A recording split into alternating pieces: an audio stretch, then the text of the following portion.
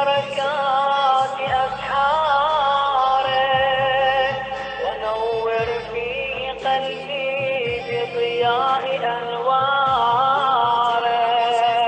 وخذ بكل أعضائي إلى اتباع آثاره، بنورك يا منور قلوب العارفين. وصل اللهم على